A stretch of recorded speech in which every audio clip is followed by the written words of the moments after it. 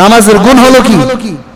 নামাজ অশ্লীল কাজে মানুষকে যাইতে দেয় না, নামাজ ফাহিশা কাজে মানুষকে যাইতে দেয় না, এটা হলো নামাজের গুণ। এবার যদি বলেন যে হুজুর নামাজ, আমাদের এলাকার অনেক হাজী সাহেব তো নামাজ পড়ে, আমাদের মধ্যেও তো অনেকে নামাজ পড়ে, কিন্তু ফাহিশা কাজ তো ছাড়ে না, আছে না নাই? হ্যাঁ, নামাজ ঠিকই পড়ে কিন্তু ফাহিশা কাজ ছাড়ে না। নামাজ পড়ে গান বাজনা ছাড়ে না, নামাজ পড়ে চুরি ছাড়ে না, নামাজ পড়ে মিথ্যা কথা ছাড়ে না, নামাজ পড়ে জিনা ছাড়ে না, নামাজ পড়ে জুয়া ছাড়ে না, নামাজ পড়ে মদ গাঞ্জা ছাড়ে না।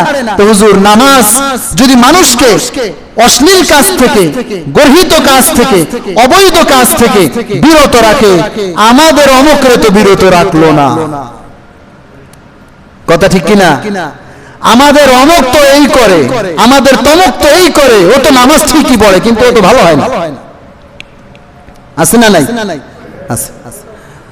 হ্যাঁ, আল্লাহ রসুলের যুগে এক সাহাবী ছিলেন এমন, আল্লাহ রসুলের এক সাহাবী এসে আল্লাহ রসুলকে জিজ্ঞাসা করছেন, আল্লাহ রসুলের কাছে অভিযোগ করছেন, ইয়া রাসূলুল্লাহ, অমুক সাহাবী সারা দিন ভরে নামাজ পড়ে, রাতের বেলায় সারা রাত চুরি করে। নাউজুবিল্লাহ। কি করে? দিন ভরে নামাজ পড়ে, রাত ভরে চুরি করে। আল্লাহ নবী সাল্লাল্লাহু আলাইহি ওয়াসাল্লামের কাছে সাহাবী অভিযোগ করলেন, ইয়া রাসূলুল্লাহ, আপনার অমুক সাহাবী সারা দিন ভরে নামাজ পড়ে, আর যখন রাত হয় রাতের বেলায় হাতের কাজ চুরি করা শুরু করে দেয়। ইয়া রাসূলুল্লাহ, এটার সমাধান কি করা যায়? আল্লাহ নবী বললেন, সাহাবী তোমরা কিছু বলো না, হয়তো এই ব্যক্তি কিছুদিনের মধ্যে হয় নামাজ ছেড়ে দিবে, আর না হয় সে চুরি ছেড়ে দিবে। হয়তো নামাজ ছাড়বে, না হয় চুরি ছাড়বে, কারণ দুইটা একসাথে চলতে পারে না।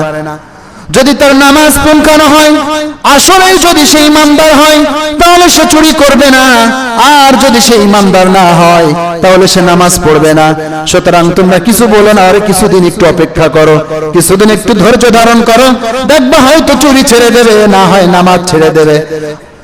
বাস্তবে দেখা গেল কিছুদিন পরে এই সাহাবী আল্লাহর রহমতে চুরি ছেড়ে দিয়েছে। সুবহানাল্লাহ।